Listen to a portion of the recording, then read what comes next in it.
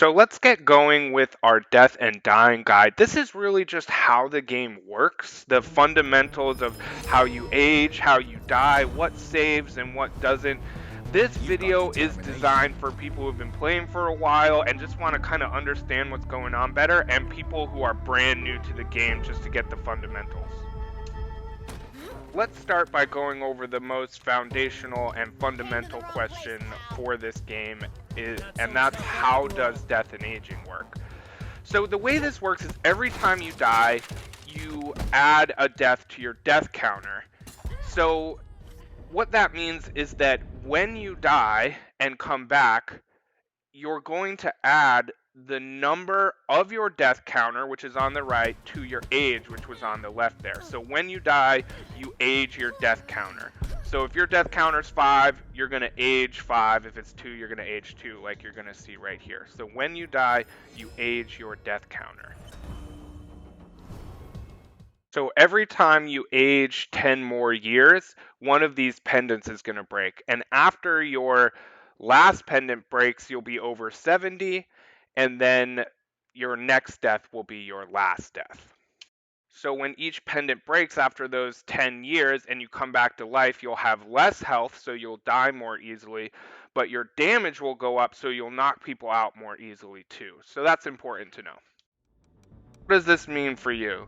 One of the most frustrating aspects of this game as you grow and learn is you're going to die a lot, and that means you're going to age real fast. But that's okay. I'm going to talk a lot in this video about your mentality and how to approach the game and practice and get real good.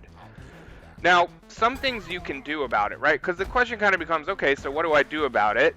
And the first thing is know that when you defeat mini bosses like this guy in the squats or big groups, oftentimes your death counter will go down just like that. So if you space out your deaths and get through some big groups and bosses, you're going to have your death counter go down. So the big take homes here are, of course, don't die, skill up, get better, practice a lot, so you're not dying as much. But if you are going to die, just try and space them out. Get through that big group or that mini boss to keep that death meter down.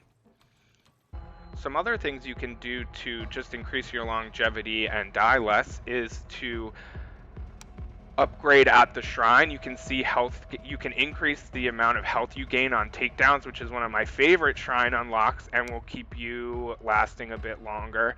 And then lastly, there's another shrine unlock that costs 1000 XP, so it's expensive, but it will reset your death counter to 0. That can be so good before you're about to go into a boss where you know you're going to die multiple times or are likely to die multiple times.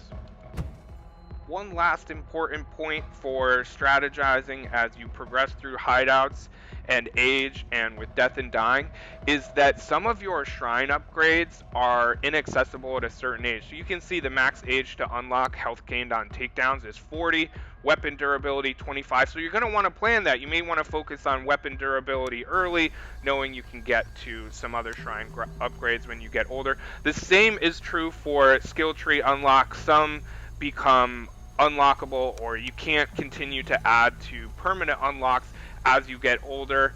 So that's really it for my death and dying guide. I hope this has been just kind of an introduction to how the game works, but also how you can strategize based on how the game works. So yeah, thanks for watching.